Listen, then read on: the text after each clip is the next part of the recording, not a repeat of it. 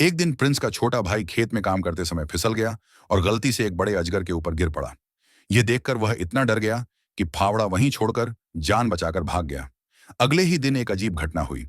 Prince जब हवाई जहाज में चढ़ा तो उसने देखा कि विमान के अंदर मौजूद लोग अजीब हालत में पड़े हुए हैं।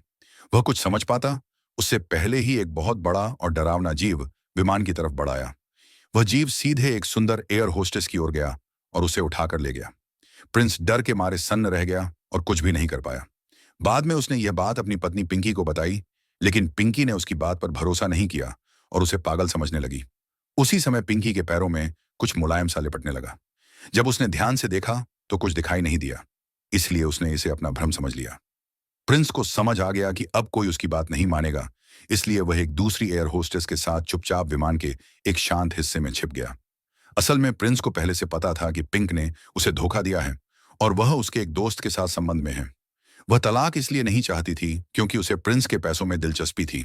इसी वजह से पूरे परिवार ने प्रिंस से पूरा जहाज बुक करवाया था ताकि विदेश घूमने जा सकें। प्रिंस जानता था कि वह खतरनाक जीव रात में फिर आएगा, इसलिए उसने आवाज दबाने के लिए जहाज के अंदर कालीन बिछा दिया। लेकिन उसके इस काम को सबने बेवकूफी समझा। पिंकी की मां ने कालीन उखाड़ दिया और जहाज में तेज संगीत के साथ पार्टी शुरू कर दी।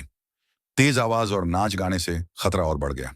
अचानक जहाज की खिड़की के बाहर एक बहुत बड़ी परछाई दिखी। अब प्रिंस को पूरा यकीन हो गया कि वह जीव आवाज के सहारे लोगों को ढूंढ लेता है। उसने एयर होस्टेस के साथ बिना आवाज किए एक अलग केबिन में शरण ली।